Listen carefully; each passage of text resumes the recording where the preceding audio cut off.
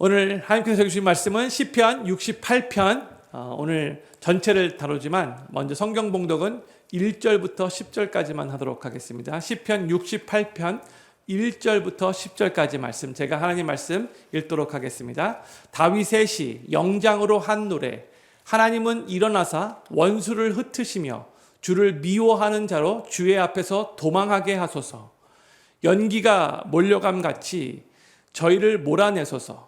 불 앞에서 미리 녹음같이 악인이 하나님 앞에서 망하게 하소서. 의인은 기뻐하여 하나님 앞에서 뛰놀며 기뻐하고 즐거워할지어다. 하나님께 노래하며 그 이름을 찬양하라. 타고 광야에 행하시던 자를 위하여 대로를 수축하라. 그 이름은 여호와시니 그 앞에서 뛰놀지어다. 그 거룩한 처소에 계신 하나님은 고아의 아버지시며 과부의 재판장이시라. 하나님은 고독한 자로 가속 중에 처하게 하시며 수금된 자를 이끌어내사 형통케 하시느니라. 오직 거역하는 자의 거처는 메마른 땅이로다. 하나님이여 주의 백성 앞에서 앞서 나가사 광야에 행진하셨을 때에 땅이 진동하며 하늘이 하나님 앞에서 떨어지며 저 신의 산도 하나님 곧 이스라엘의 하나님 앞에서 진동하였나이다. 하나님이여 흡족한 비를 보내사 주의 산업이 곰핍할 때에 경고케 하셨고 주의 회중으로 그 가운데 거하게 하셨나이다. 하나님이여 가난한 자를 위하여 주의 은택을 준비하셨나이다. 아멘. 오늘 저희가 나누는 시편 68편은 총 35절로 되어 있는데 먼저 저희가 1절부터 10절까지만 읽었어요. 이 시편 68편의 표제어는 다윗의 시 영장으로 한 노래입니다. 다윗이 개인적으로 하나님을 향해 고백한 시가 나중에 노래로 만들어지고 그것을 예배 세팅에서 성가대 지휘자의 그 인도하에 이스라엘 백성들이 함께 공동체의 고백으로 부르는 찬양이 된 거죠. 표제어를 보면 이 시가 어떠한 배경에서 쓰여졌는지 정확히 알 수 없습니다. 어떤 학자들은 이 시가 사무엘하 6장을 배경으로 다윗이 하나님의 언약궤를 이스라엘로 옮겨올 때, 예루살렘으로 옮겨올 때에 그렇게 기록한 것 같다라고 그렇게 추정을 합니다. 또 어떤 학자들은 사무엘하 10장을 배경으로 다윗이 보낸 신복들을 모욕적으로 그렇게 대했던 그 암몬 왕으로 인해서 이제 이스라엘과 암몬 또 암몬의 그 연합군이 또 전쟁을 하게 되었는데 그 전쟁을 배경으로 이 시가 쓰여진 것 같다라고 또 추정하는 또 학자들이 있어요. 저는 이제 개인적으로 이 두 번째 사무엘하 10장 배경이라고 이제 생각이 드는데 그렇지만 정확하게 언제 쓰여졌는지 모르기 때문에 오늘 이 시를 나눌 때에는 그 배경을 생각하지 않고 배제하고 그냥 이 내용에만 집중해서 말씀을 나누도록 하겠습니다. 먼저 1절 말씀을 우리 같이 한번 다시 함께 읽기 바랍니다. 시작. 하나님은 일어나사 원수를 흩으시며 주를 미워하는 자로 주의 앞에서 도망하게 하소서. 먼저 오늘 본문 1절부터 3절까지의 문장을 보면 이제 한국말로 번역을 한 걸 볼 때에 마치 다윗이 이렇게 되게 해달라고 간구하는 것처럼 그렇게 번역되었지만 뭐 도망하게 하소서 이렇게 지금 번역됐잖아요. 근데 영어 번역을 보면 동사 앞에 shall이라는 shal, shall이라는 그런 단어가 나오죠. 그러니까 이렇게 해달라는 간구의 내용으로 번역되는 것보다 이렇게 될 거라는 믿음의 고백으로 번역하는 것이 더 맞는 번역이라고 할 수 있습니다. 그래서 새롭게 나오는 한국 번역본을 봐도 이렇게 하소서라는 것보다 이렇게 될 것이다 라는 식으로 그렇게 번역되는 번역들도 있습니다. 다윗은 하나님은 일어나사라는 말로 시작을 하고 있어요. 그런데 하나님은 영이시기 때문에 뭐 앉고 일어서심이 없는 분이시죠. 제가 여러 번 말씀드렸어요. 근데 하나님께서 일어나신다는 말은 하나님께서 그냥 가만히 계시지 않고 도와주신다는 그런 의미인 거죠. 하나님께서 도와주셔서 저 원수들이 흩어지고 주를 미워하는 사람들이 도망가게 될 거라는 그런 의미입니다. 그러니까 초등학생 남자아이가 하나 있는데 동네에 사는 그 또래 아이들과 시비가 붙었어요. 많이 좀 밀리는 그런 분위기가 되자 그때 이 아이가 큰 소리로 고등학생 형을 부릅니다. 형, 일어나. 무슨 뜻인지 알겠죠? 이와 같은 상황이에요. 하나님이 일어나신다는 말은 하나님이 그 위기의 상황에서 가만히 계시지 않고 도와주실 거라는 것을 의미하는 거죠. 그런데 다윗은 여기서 이제 원수들을 향하여 나를 미워하는 자들이라고 표현하지 않았고요. 주를 미워하는 자들이라고 표현했어요. 이 말은 뭘 의미하는 거니까 다윗이 지금 이 싸우는 이 전쟁은 자신의 욕망으로 인한 전쟁이 아니고요. 또 자기 자신을 위한 전쟁도 아니고 바로 하나님을 위한 전쟁, 하나님의 영광과 하나님의 이름을 위한 전쟁이라는 것을 알려주고 있는 거예요. 지금 다윗이 대적하는 그 원수들이 주를 미워하는 자라는 거죠. 하나님의 뜻을 거역하는 자라는 뜻인 거죠. 그리고 다윗은 하나님을 거역하고 하나님을 미워하는 그 원수들이 이제 하나님 앞에서 이렇게 될 거라고 2절에서 믿음으로 선포합니다. 2절 말씀 같이 읽겠습니다. 시작. 연기가 몰려감 같이 저희를 몰아내소서.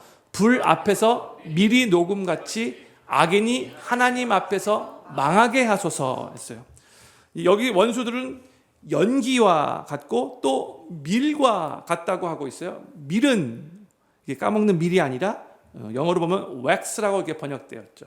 그러니까 우리가 들어가는 그 캔들, 그 양초를 의미하는 거예요. 그러니까 불을 피울 때 보면 처음에는 막 불 피울 때 초반에 연기가 많이 나지만 바람이 한번 세게 불고 나면 그 연기가 사라지게 되잖아요. 또 불이 활활 타오를 때에 그 속에 이 밀, 이 왁스, 이 양초를 던지면 그 양초는 그 불 가운데 완전히 사르르 녹아버리게 되죠.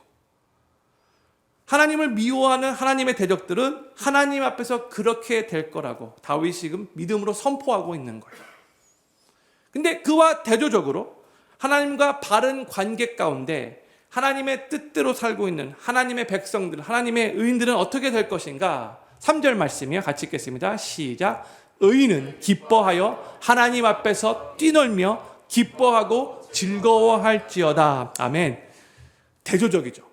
악인은 하나님의 그 얼굴을 보며 연기처럼 밀처럼 이렇게 사라질 것이지만 의인은 기뻐하면서 하나님 앞에서 뛰놀며 기뻐하고 즐거워할 거라고 또 이렇게 선포하고 있어요.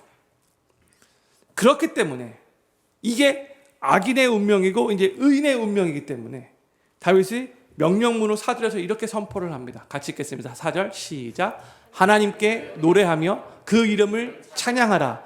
타고 광야에 행하시던 자를 위하여 대로를 수축하라. 그 이름은 여호와시니 그 앞에서 뛰놀지어다. 아멘. 여기서 하나님께 노래하라라고 명령하고 또 찬양하라라고 또 명령하고 또 하나님 앞에서 뛰놀라라고 하고 있어요. 하나님 앞에서 뛰논다는 것은 뭘 의미하는 걸까요? 우리가 막 그냥 이상한 일 할 때 아이고 놀고 있네 막 그런 의미가 아닌 거 알겠죠? 기쁨으로 정말 하나님 앞에서 춤을 추듯이 정말 하나님 때문에 이 일어났다는 것에 대해서 감사하면서 기뻐하라는 그런 뜻인 거죠. 원수가 나를 괴롭히는 그 상황에서도 우리가 내가 믿고 섬기는 하나님이 정말로 어떤 분이신지 확실하게 알고 또한 하나님께서 결국 내 삶을 승리로 이끌어 주실 것을 믿는 이 하나님의 사람들은, 이 의인들은, 백성들은 하나님께 노래하고 하나님을 찬양하며 하나님 앞에서 그 상황 가운데서도 뛰놀 수 있는 거예요. 하나님이 앞으로 하실 일들을 믿음으로 바라보면서. 저는 필그림교회 모든 성도님들이 삶의 위기를 경험하고 또한 우리 삶을 대적하는 원수들을 만난다 할지라도 하나님께서 어떠한 분이신가를 확실하게 붙잡으시고 또한 하나님께서 결국 우리의 삶을 승리로 이끌어 주실 것이고 저 악인들은 하나님께서 심판하실 것을 확신하시기를 바라고 그로 인해 하나님을 노래하고 찬양하며 하나님 앞에서 기뻐 뛰놀 수 있게 되기를 우리 구주 예수님의 이름으로 간절히 축원합니다. 다윗은 하나님에 대해서 이제 이렇게 고백을 해요. 5절 말씀입니다. 같이 읽겠습니다. 시작. 그 거룩한 처소에 계신 하나님은 고아의 아버지이시며 과부의 재판장이시라 했어요. 그 당시에 고아와 과부는 사회적으로 가장 약한 사람들로 여겨졌어요. 그래서 고아에게 가장 필요한 사람은 아버지죠. 부모님이죠. 그래서 다윗은 하나님을 고아의 아버지라고 불러요. Father of the fatherless. 그렇죠? 또한 그 당시에 이 가부장제 사회라 남편은 아내의 보호자였어요. 근데 과부는 자신을 보호해줄 남편이 없기 때문에 종종 억울한 일들을 당하게 돼요. 다윗은 하나님을 과부의 재판장이라고 그렇게 말하고 있는데, 하나님께서 친히 이 과부의 억울함을 의로운 재판장이 되셔서 해결해 주실 거라는 그런 의미인 거죠. 또한 6절에서는 하나님에 대해서 또 이렇게 고백을 해요. 6절 말씀도 같이 읽겠습니다. 시작. 하나님은 고독한 자로 가속 중에 처하게 하시며 수금된 자를 이끌어내사 형통케 하시느니라. 오직 거역하는 자의 거처는 메마른 땅이로다 했어요. 여기서 하나님은 자식이 없는 고독한 사람에게, 여기서 가속이라고 이렇게 표현하는데 가족이라고 이렇게 이해하시면 될 것 같아요. 가족과 함께 살도록 하신다라고 말하고 있어요. 그리고 수금된 자는 영어로 이제 prisoners라고 그렇게 번역되는데 옥에 갇힌 자를 의미하는 거죠. 그런데 하나님은 이스라엘 백성들을 애굽에서부터 출애굽시켜 주셨듯이, 그 노예 생활로부터 자유케 해 주셨듯이 옥에 갇힌 자들을 해방시켜 주시는 분이시라고 지금 다윗은 고백을 하고 있어요. 우리의 삶이 뭔가에 얽매여 있다면, 우리의 삶이 뭐로 인해서 자유롭지 못하고 갇혀 있다면, 마치 영적인 의미에서 옥에 갇혀 있는 그런 프리즈너가 삶을 살고 있다면, 거기서 나오는 유일한 방법은, 그것을 해결할 수 있는, 자유함 받을 수 있는 유일한 방법은 하나님께 모든 것을 의뢰하고 하나님께 맡기고 하나님의 도우심을 받는 거죠. 하나님, 저는 이렇게 지금 매여 있는 삶이 싫습니다. 하나님, 저는 지금 마치 지금 갇혀 있는 듯한 그런 기분인데 하나님, 나를 자유케 해 주십시오. 하나님을 의지해야 되는 거예요. 하나님께 도움을 받아야 되는 거죠. 그런데 만약 하나님을 거역하고 계속해서 완악함을 고집한다면 6절 후반부가 뭐라면 그 사람은 메마른 땅에 거하게 될 거라고 말씀하고 있어요. 우리 하나님은 스스로 겸손히 낮아져서 하나님을 의지하고 하나님의 도움을 구하는 자들, 하나님의 뜻대로 살려고 노력하는 그 사람들에게는 하나님께서 은혜를 베푸시지만, 하나님 앞에서 아주 교만한 태도를 가지고 하나님의 뜻에 거역하는 자들은 하나님께서 대적하시죠. 유명한 말씀, 베드로전서 5장 5절 말씀 우리 같이 읽겠습니다. 시작. 하나님이 교만한 자를 대적하시되 겸손한 자들에게는 은혜를 주시느니라. 아멘. 성도들 믿으시죠? 아멘. 성도들, 교만한 태도로 내가 지금 살고 있다라고 생각되지만 항상 이 말씀을 기억하셔야 돼요. 하나님은 정말로 교만한 자를 대적하세요. 하나님은 겸손한 자에게 은혜를 베풀어 주세요. 그러니까 가장 지혜로운 자는 항상 하나님 앞에서 겸손한 자세로 살아가는 자들이에요.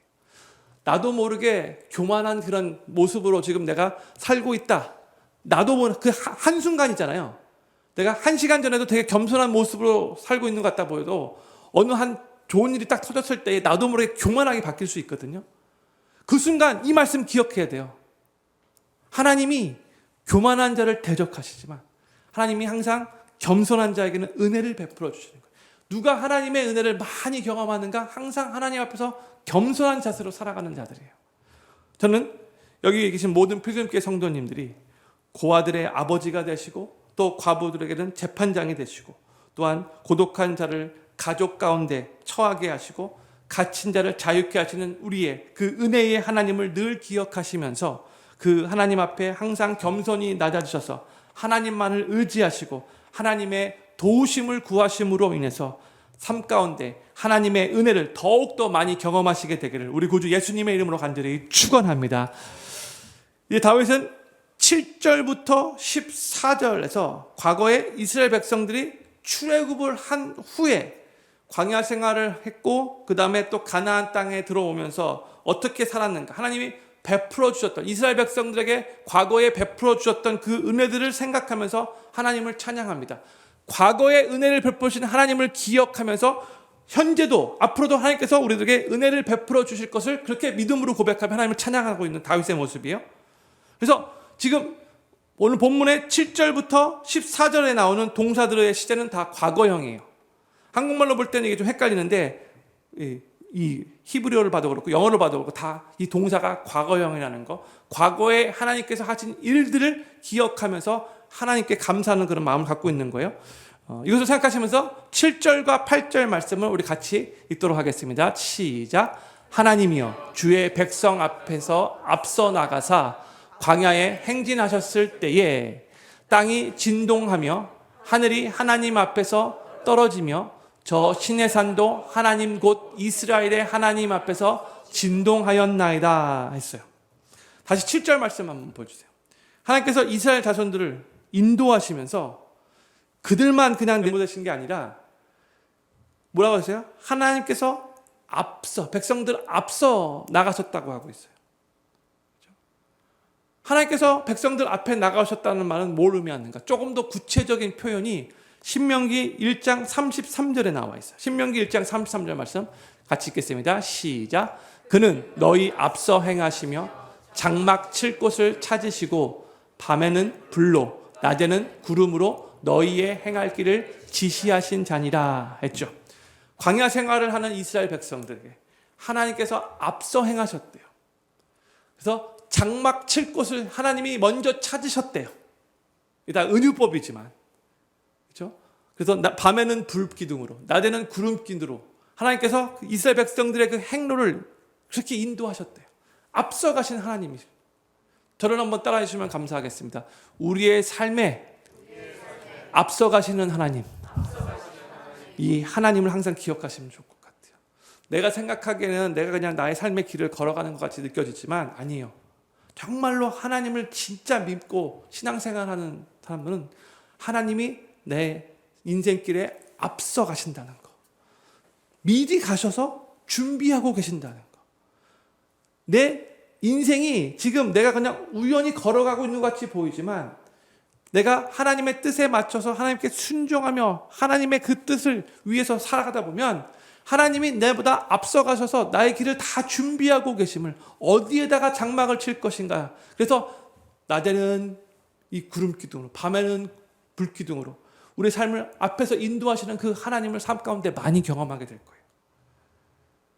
하나님께서 이스라엘 백성들보다 앞서 행하셨다고 하고 장막 칠 곳을 하나님께서 친히 찾으셨다라고 하고 있고 밤에는 불로 낮에는 구름으로 이스라엘에게 행하기를 지시하셨다라고 말하고 있어요. 또 하나님은 오늘 본문 9절과 10절에서 이스라엘 백성들을 이렇게 인도하셨다라고 이렇게 말을 하고 있어요. 9절과 10절 말씀을 같이 읽겠습니다. 시작. 하나님이여 흡족한 비를 보내사 주의 산업이 공핍할 때에 견고케 하셨고 주의 회중으로 그 가운데 거하게 하셨나이다. 하나님이여 가난한 자를 위하여 주의 은택을 준비하셨나이다. 아멘. 다시 9절 말씀 비춰주세요. 하나님께서 이스라엘 백성들에게 흡족한 비를 보내셨다라고 하고 있어요. 과거형에 보내셨어요. 비가 그냥 하늘에서 내렸다, 뭐 구름이 이렇게 뭉게뭉게 이렇게 피다가 그다음에 먹구름 생기다가 그냥 자연현상으로 비가 내렸나 보다, 이게 아니라는 거예요. 그 비마저도 하나님이 주관하신다는 거죠. 하나님께서 이스라엘 백성들에게 흡족한 비를 보내신 거예요. 이렇게 고백하는 게 중요한 거예요. 하나님이 하신 거예요. 그냥 비가 내린 게 아니라 하나님이 그 비를 보내신 거예요. 이스라엘 백성들의 삶을 주관하시는 하나님을 고백하고 있는 거죠. 가나안 땅은요, 비가 제때제때 내리지 않고 또한 이른 비가 있어야 되고 또 늦은 비가 있어야 되는데 그 이른 비 내리는 시기와 늦은 비 내리는 시기에 비가 많이 와줘야지만 농사가 잘 될 수 있는 거예요. 바로 그런 땅이 바로 가나안 땅이에요. 그런데 하나님께서 그 적절한 시기에 필요한 때에 흡족한 비를 하나님께서 내려주셨기 때문에, 하나님께서 그 비를 보내주셨기 때문에 농사가 잘 될 수 있게 하셨다고. 그래서 결국 하나님이 이스라엘을 견고케 하셨다고 고백을 하고 있는 거예요. 10절 말씀 보세요. 10절에서도 하나님이 가난한 자를 위하여 주의 은택을 준비하셨다라고 고백하고 있죠. 여기서의 가난한 자는요, 물질적인 가난함을 의미하는 것보다 겸손하게 하나님을 찾는 심령의 가난함을 의미하고 있는 거죠. 하나님께서 심령이 가난한 자, 그래서 하나님만을 꼭 필요로 하여 하나님을 찾는 바로 그 가난한 자에게 주님의 은혜를, 은택을 준비하셨다라고 말하고 있는 거예요. 저는 필금교회 모든 성도님들이 우리의 인생길에 우리보다 앞서가셔서 우리의 삶을 인도하시고 준비해 놓으시는 하나님, 또한 필요에 맞춰서 제때제때 흡족한 비를 내려주시는 하나님, 또한 심령이 가난한 우리를 외면하지 않으시고 우리에게 큰 은택을 준비해 주신 그 하나님을 삶 가운데 더욱더 누리시며 그 하나님을 더욱 찬양하시게 되기를 우리 구주 예수님의 이름으로 간절히 축원합니다. 계속해서 다윗은 하나님의 그 인도하심, 하나님의 그 승리케 하심에 대해서 이렇게 하나님을 찬양해요. 11절과 12절 말씀 같이 읽겠습니다. 시작. 주께서 말씀을 주시니 소식을 공포하는 여자가 큰 무리라. 여러 군대의 왕들이 도망하고 도망하니 집에 거한 여자도 탈취물을 나누도다 했어요. 과거에 하나님께서 이스라엘 백성들을 위해서 큰 일을 이루셨거나 전쟁에서 승리했을 때, 특별히 그 전쟁이 중요한 전쟁이라고 할 때 여인들이 막 노래를 불렀어요. 예를 들어서 출애굽에서 홍해를 건넌 후에 모세의 누이 미리암과 여인들이 함께 기쁨으로 막 소고치고 막 탬버린 치고 막 찬양했죠. 또한 다윗이 블레셋을 물리치고 돌아왔을 때 여인들이 막 춤추고 노래하면서 사울이 죽인 자는 천천히요 다윗은 만만이로다. 또 그렇게 여인들이 막 노래를 했죠. 그만큼 하나님으로 인한 기쁨과 찬양이 넘쳤다는 것을 이렇게 표현하고 있는 거예요. 12절 말씀 보세요. 12절. 군인들이 전쟁에서 열심히 싸웠던 이유 중에 하나는 전리품을 취할 수 있었기 때문인데, 여기서 이제 탈취물이라고 이렇게 번역됐지만 전리품이 더 맞는 표현이 될 수 있을 것 같아요. 12절에서 하나님께서 굉장히 큰 승리를 거두게 하셔서 군인들뿐만이 아니라 전쟁에 참여하지 않았던 여인들까지도 이 전리품을 가질 수 있었다라고 하고 있는 거예요. 하나님께서 그만큼 이스라엘 백성들에게 전쟁에서 승리를 많이 허락해 주신 거죠. 엄청난 승리를 허락해 주신 거예요. 다윗은 계속 하나님께서 이스라엘 백성들에게 큰 은혜를 베풀어 주시고 큰 축복을 베풀어 주시고 전쟁 때마다 큰 승리를 베풀어 주셨다는 것을 기억하면서 계속해서 하나님을 찬양하고 있는 거예요. 과거에 일하시고 역사하셨던 그 하나님을 기억해내며 계속해서 하나님을 높이고 있는 거죠. 그러면서 다윗은 하나님이 이스라엘 백성들에게 그런 은혜와 승리를 허락해 주신 그 이유에 대해서 이렇게 고백을 합니다. 15절부터 17절까지 말씀이에요. 제가 천천히 읽겠습니다.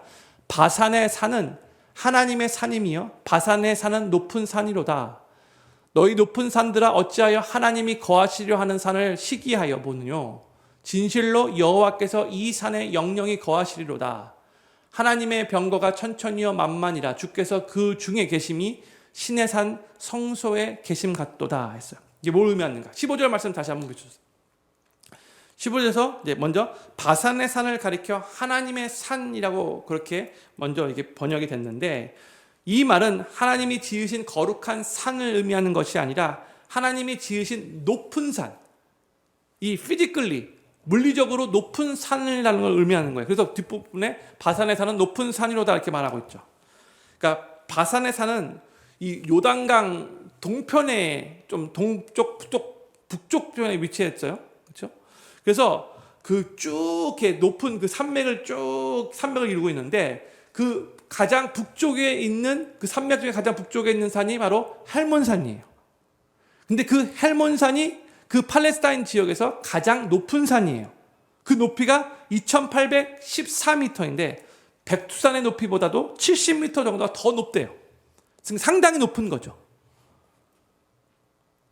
그런데 이제 16절을 보면 이 바산이 하나님이 거하시려 하는 산, 16절 말씀, 16절. 하나님이 거하시려고 하는 산이라는 표현이 나오는데, 이거 뭘 의미하는가? 바로 하나님의 성소가 있고 하나님의 언약궤가 있는 산, 바로 시온산을 말하고 있는 거죠. 시온산은 바로 예루살렘 성이 딱 그 시온산 위에 딱 자리 잡고 있는 거예요. 근데 보세요.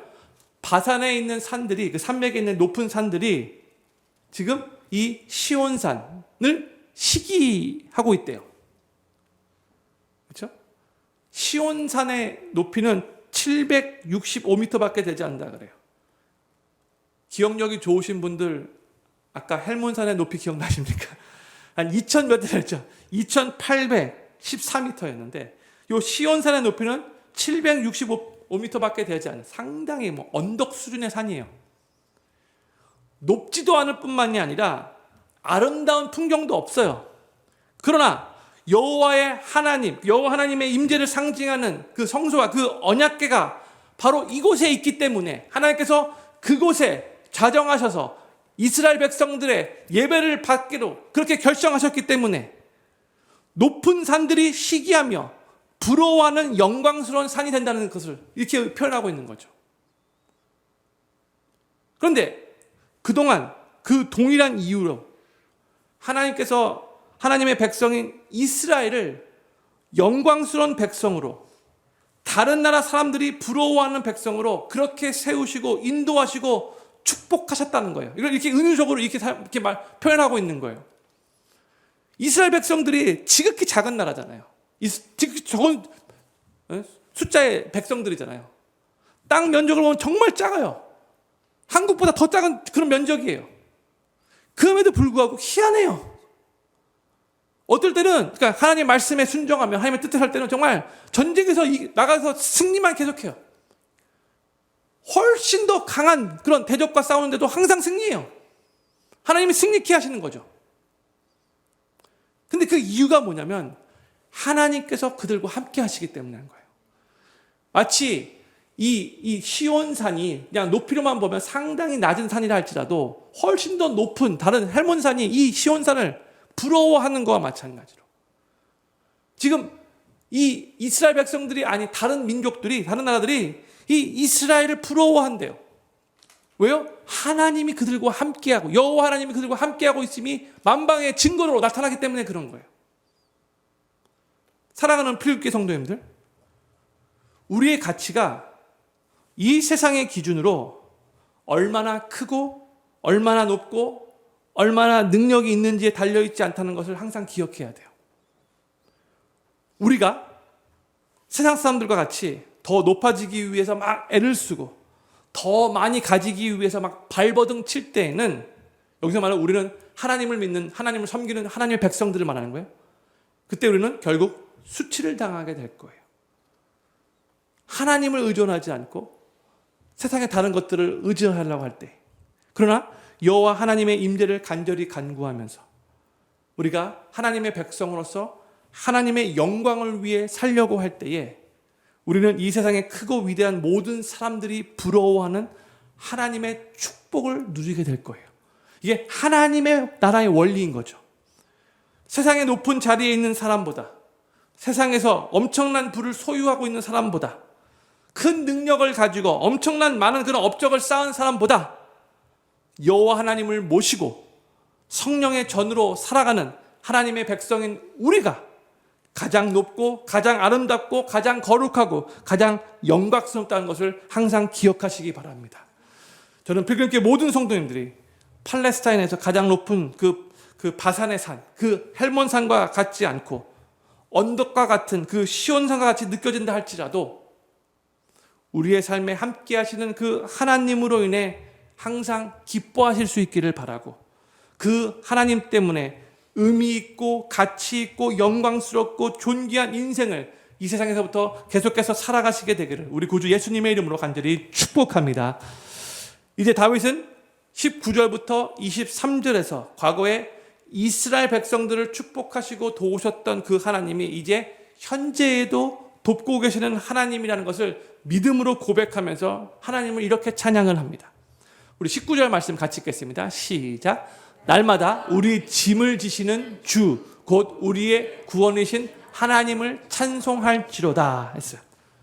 하나님께서 우리의 짐을 지시는 분이시라고 고백을 하고 있어요. 그런데 하나님께서 우리의 짐을 날마다 지신다고 하죠. Every day. 그렇죠? 우리의 인생에는 짐이 없는 시기가 없는 것 같아요. 우리는 태어나서부터 죽을 때까지 매일 날마다 크고 작은 짐을 지고 살아가고 있고요. 그래서 그것 때문에 우리는 매일 날마다 하나님의 도움이 필요한 존재인 거죠. 우리는 항상 무거운 짐을 지고 살아가고 있어요. 근데 우리가 신앙생활을 해나가면서 하나님을 더 깊이 알아가면 알아갈수록 경험하는 것이 뭐냐면 우리가 우리의 짐을 우리 혼자서 지지 않고 그 짐을 가지고 우리 주님께 나아가서 그 짐을 주님께 맡겨드리면 우리 주님께서 그 짐을 함께 져주시고 그로 말미암아 그 짐이 가볍게 된다는 거예요. 우리 주님이 우리에게 있는 그 짐을 빼서 혼자서 지시지는 않고 성경의 가르침은 같이 지시는 거예요. 나도 지고 우리 주님도 지고 함께. 그래서 그 짐이 가벼워지는 거예요. 아예 짐이 사라지는 게 아니라. 이 성경의 가르침인 거죠. 예수님도 이런 말씀을 하셨어요. 마태복음 11장 28절 말씀. 유명한 말씀인데 같이 읽겠습니다. 시작. 수고하고 무거운 짐진 자들아 다 내게로 오라. 내가 너희를 쉬게 하리라. 아멘. 우리가 무거운 짐을 가지고 우리 주님께 나아가면 주님은 우리에게 참된 안식을, 참된 쉼을 주실 거예요.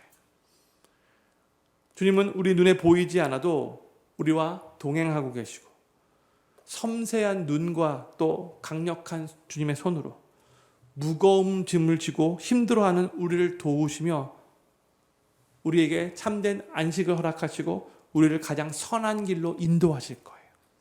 중서가 많이 힘들었지, 지금도 많이 그 짐 때문에 무겁지, 근데 내가 너와 함께 그 짐 지고 가고 있는 거야. 내가 너를 도와줄게. 나와 함께 가면 괜찮아. Everything's gonna be okay. 나로 말미암아 세상에서 줄 수 없는 참된 안식을 너는 누릴 수 있어. 우리 주님이 그렇게 말씀하실 거예요. 그리고 또 하나, 우리의 삶의 그 무거운 짐은요, 결국 우리로 하여금 하나님의 사랑과 은혜를 경험하게 되는 통로가 될 거예요.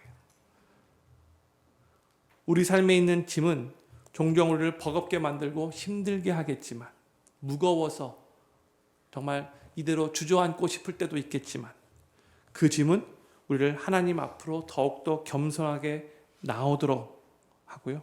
또한 하나님을 더욱더 의지하게 하고 신뢰하게 하고 그 모든 과정을 통하여 하나님을 더 깊이 경험하게 되는 은혜가 되기 때문에 그렇습니다. 그러면서 다윗은 하나님에 대해 또 이렇게 고백을 해요. 20절과 21절 말씀을 같이 읽겠습니다. 시작. 하나님은 우리에게 구원의 하나님이시라. 사망에서 피함이 주 여호와께로 말미암거니와 그 원수의 머리 곧 그 죄과에 항상 행하는 자의 정수리는 하나님이 쳐서 깨치시로다. 아멘. 날마다 우리의 짐을 함께 지시는 우리 주님은, 그러면서 우리에게 참 안식을 주시는 우리 주님은 우리에게 구원의 하나님이시라고 이렇게 선포하고 있어요. 그러면서 사망에서 피함이 하나님께로 말미암다라고 말하고 있죠. 그러니까 우리 주님이 생명의 주관자가 되시기 때문에 그런 거죠. 결국 하나님께서 주관하시는 거예요. 근데 인간이 지는 짐 중에서 어떻게 보면 가장 무거운 짐이라고 할 수 있는 게 이 죽음의 짐이라고 할 수 있는데, 하나님께서 그 죽음의 짐마저도 주님이 함께 지시고, 그렇죠? 예수님을 삶의 구세주로 영접한 우리 크리스찬들은 결국 우리에게 주님이 육신의 이 생명은 우리가 이 세상을 끝날 때 같이 끝날 줄 몰라도 영원한 생명으로 우리에게 천국을 허락해 주실 것이기 때문에 어떻게 보면 이 죽음의 짐마저도 우리 주님이 미리 지신 거죠. 그래서 우리에게 영원한 생명을 주시기 위해서 우리 주님이 먼저 사망의 짐을 지신 거죠. 그 사망에서 우리가 피할 수 있게 된 거예요. 그런데 이제 하나님은 하나님의 백성들에게 사망을 이제 피할 수 있게 해주시지만, 21절 말씀입니다. 21절에서 하나님의 백성들의 대적들은 하나님 없이 죄를 짓는 이 악인들인데 하나님께서 그 머리 정수리를 쳐서 깨뜨리신다라고 말씀하고 있어요. 여기에 그 죄가에 항상 행하는 자의 정수리, 이게 뭘 의미하는 건가? 이게 마치 방언과 같이 들리죠? 이게 뭐냐면 하나님 백성들의 대적들의 그 교만, 거만, 자만 등을 상징하는 표현이에요. 그러니까 하나님께서 저 교만하고 거만하고 아주 그냥 자만한 태도에 있는 바로 그 사람들을, 하나님의 백성들의 그 대적들을 하나님께서 친히 깨뜨실 거라고 그렇게 말씀하고 있는 거예요. 지금 그 대적들이 순간적으로 나를 괴롭게 한다 할지라도 결국 하나님께서 그 교만한 자들을 가만 놔두지 않을 거라는 거죠. 하나님 깨뜨실 거예요. 하나님 깨부수실 거래요. 표현이 아주 시원하죠. 하나님이 깨뜨리실 거예요. 그래서 우리는 하나님의 백성들을 대적하는 자들의 최후를 기억하면서 우리를 구원하시는 하나님께 겸손하게 우리의 삶을 온전히 맡기는 것이 지혜이고 은혜이고 또한 복된 삶이 되는 거죠. 내가 어떻게 하려고 하지 말고 하나님께 맡기면 되는 거예요. 원수들을 향한 하나님의 그 준엄한 심판에 대해서 다윗은 계속 22절과 23절에서 이렇게 말을 합니다. 22절, 23절 같이 읽겠습니다. 시작. 주께서 말씀하시기를 내가 저희를 바산에서 돌아오게 하며 바다 깊은 데서 도로 나오게 하고 너로 저희를 심히 치고 그 피에 내 발을 잠그게 하며 내 개의 혀로 내 원수에게서 제 분깃을 얻게 하리라 하시도다 했어요. 이게 시기 때문에 좀 시적인 표현들이 많이 나옵니다. 다시 22절 말씀 다시 비춰주세요. 하나님께서 하나님의 백성들의 대적들을 바산에게서 돌아오게 한다. 이게 뭘 의미하는가? 아까도 말씀드렸듯이 이 바산에 있는 산들은 되게 높은 산들이라고 했잖아요.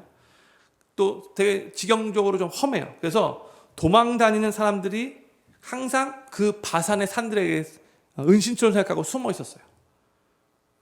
그래서 하나님의 대적하는 이 원수들도 거기에 숨어 있었는데 그럼에도 불구하고 하나님께서 그 숨어 있는 자들도 다 발견하시고 찾으셔서 돌아오게 하겠다는 거죠.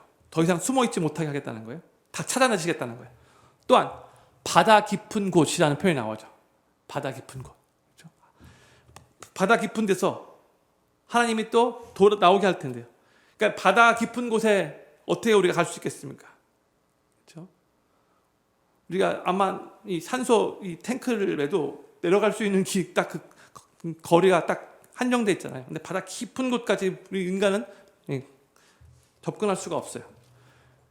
그런데도 우리 하나님은 그 대적들이 바로 깊은 곳에 그렇게 숨어 있다 할지라도 이게 다 은유적인 표현이죠. 다 찾아내신다는 거야. 뭐 천지 창조하신 하나님이신데 전능하신 하나님인데 못 찾으실 리가 없죠. 그렇죠? 그리고 나서 이제 23절에서 하나님의 백성들이 원수들의 피로 발을 씻는데요. 발을 잠그게 한다는 뜻이. 또 개들이 혀로 그 피를 핥게 된다라고 이렇게 말씀하세요. 원수들의 피. 이거 뭘 의미하는가? 그만큼 그 하나님을 대적한 원수들은 비참한 결과를 맞이할 수밖에 없다는 뜻이에요. 그러니까 하나님을 대적하는 삶을 살지 말라라고 아주 강력한 그런 메시지를 선포하고 있는 거예요. 다윗이. 어디 감히 너희가 하나님을 대적하냐? 하나님의 뜻을 어떻게 네가 무시하냐? 너희의 말로는 이렇게 처참할 수밖에 없다. 경고의 말씀을 선포하는 거죠. 그리고 다윗은 계속해서 하나님을 경외하고 하나님을 의지하는 하나님의 백성들에게는 하나님이 승리를 주실 것에 대해서 고백하고 선포하면서 계속해서 그 하나님을 찬양해야 할 것을 오늘 제가 다 다루지는 못했겠지만 계속해서 그 내용을 계속해서 기록하고 있어요. 건너뛰어서 28절 말씀을 한번 읽도록 28절 같이 읽겠습니다. 시작. 내 하나님이 내 힘을 명하셨도다. 하나님이여 우리를 위하여 행하신 것을 견고히 하소서 했어요. 내 하나님이 내 힘을 명하셨다. 이 말의 의미는요. 하나님께서 이스라엘 백성들에게 능력을 베풀어 줘서 승리케 하실 거라는 그런 의미인 거예요.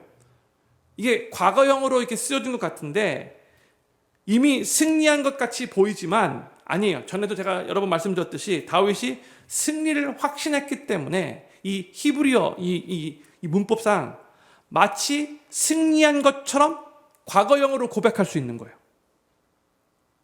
근데 아직 승리는 하지 않지만 하나님께서 승리케 하실 것을 확신하니까 이렇게 과거형으로 그렇게 고백을 한 거예요. 그래서 하나님으로 인해 승리하게 됨을 지금 다윗이 선포하고 있는 거죠. 근데 전쟁에서 승리를 거둔 후에 하나님께서 승리케 하셨다라고 인정하고 고백하고요. 승리케 하신 그 하나님을 찬양하며 하나님 앞에 영광 올려드리는 것이 그만큼 중요한 거예요. 그러면서 하나님께서 이스라엘 백성들에게 행하신 그 능력을 근거하여 다윗이 하나님께 뭐라고 간구하고 있어요? 하나님이여 우리를 위하여 행하신 것을 견고히 하소서 했어요. 하나님이 지금 우리에게 이제 승리를 주실 텐데 하나님께서 승리를 주신 것을 우리가 믿고 고백하는데 하나님 승리한 후에도 계속해서 그 승리를 견고케 하나님 해주십시오. 이 모든 것이 다 하나님 손에 달려있음을 제가 압니다. 이렇게 고백하고 있는 거예요. 계속해서 하나님이 우리를 지켜주시고 계속해서 우리의 그 승리 안에 거하게 해달라는 그런 기도인 거죠. 그리고 오늘 이제 시편 68편의 마지막 두 구절이 34절과 35절 또 건너뛰는데 다윗이 이 시를 이렇게 마무리하고 있어요. 34절 35절 같이 읽겠습니다. 시작. 너희는 하나님께 능력을 돌릴지어다. 그 위엄이 이스라엘 위에 있고 그 능력이 하늘에 있도다. 하나님이여 위엄을 성소에서 나타내시나이다. 이스라엘의 하나님은 그 백성에게 힘과 능을 주시나니 하나님을 찬송할지어다. 아멘. 우리가 살아가면서 우리 항상 마음에 깊이 새겨야 할 것이 뭐냐면 하나님은 하나님의 백성들에게 힘과 능력을 주시는 분이시고 그래서 우리의 찬양을 받기에 합당하신 분이시라는 거예요. 하나님이 그 힘과 능력을 주시는 분이신 거예요. 우리의 삶에 승리가 있고 또 우리가 아주 정말 위대한 일을 이루었다면 그것은 하나님께서 우리에게 힘과 능력을 주셨기 때문에 가능했다는 것을 우리가 항상 고백하고 인정해야 되는 것이고 그때에 나도 모르는 사이에 교만해져가지고 어깨에 힘이 들어가서는 안 되는 거예요. 우리에게 힘과 능력을 주셔서 우리에게 이 일을 이루신 그 하나님을 찬양하고 그 하나님께 모든 영광 올려드려야 한다는 거죠. 저는 필름교회 모든 성도님들이 우리에게 힘과 능력을 주시는 그 하나님을 항상 기억하며 그 하나님을 찬양하실 수 있기를 바라고 그래서 하나님이 주시는 그 승리를 매일매일 삶 속에서 경험하실 수 있기를 소망하며 그 승리는 하나님으로 인해 가능했다고 매번 승리 앞에서 겸손하게 그 하나님께 모든 영광 올려드리시게 되기를 우리 구주 예수님의 이름으로 간절히 축원합니다. 기도 제목 우리 같이 6가지 제가 읽고 기도하는 시간 갖도록 하겠습니다. 첫 번째 기도 제목입니다. 삶의 위기를 경험하고 원수들을 만났다 할지라도 하나님이 어떤 분이신지를 확실하게 붙잡고 하나님께서 결국 승리로 이끄실 것을 확신하며 하나님을 노래하고 찬양하며 하나님 앞에서 기뻐 뛰놀 수 있게 하소서. 두 번째, 겸손히 하나님을 의지하는 자에게 은혜를 베푸시는 하나님을 기억하며 하나님의 도우심을 구하게 하시고 그로 인해 하나님의 은혜를 많이 경험하게 하소서. 세 번째, 우리 인생길에 우리보다 앞서가셔서 우리 삶을 인도하시는 하나님, 필요에 따라 흡족한 비를 내려주시는 하나님, 심령이 가난한 자에게 은택을 준비해 주시는 하나님을 삶에 누리며 그 하나님을 더욱 찬양하게 하소서. 네 번째, 세상의 높은 자리에 있는 사람보다 부자보다 많은 업적을 쌓은 사람보다 하나님을 모시고 성령의 전으로 살아가는 우리가 가장 높고 아름답고 거룩하고 영광스럽다는 것을 항상 기억하게 하소서. 다섯 번째, 삶의 무거운 짐을 가지고 하나님께 나아가 주님이 주시는 참된 쉼을 얻게 하소서. 마지막 여섯 번째, 우리에게 힘과 능력을 주시는 하나님을 찬양하면서 하나님께서 주시는 승리를 매일 경험하게 하시고 하나님으로 인해 그 승리가 가능했다고 매번 고백하게 하소서. 오늘 시편 68편 총 35구절로 이렇게 구성되어 있는 시이지만 그래도 그 안에 흐르는 그 핵심 주제는 비슷해요.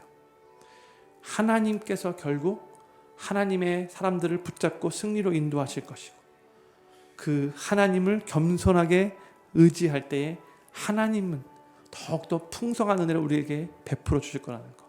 그렇지만 하나님을 거절하고 하나님을 거부하는 이 악인들은 그 하나님의 원수들은 그 종말이 이미 다 심판으로 끝날 거라는 거.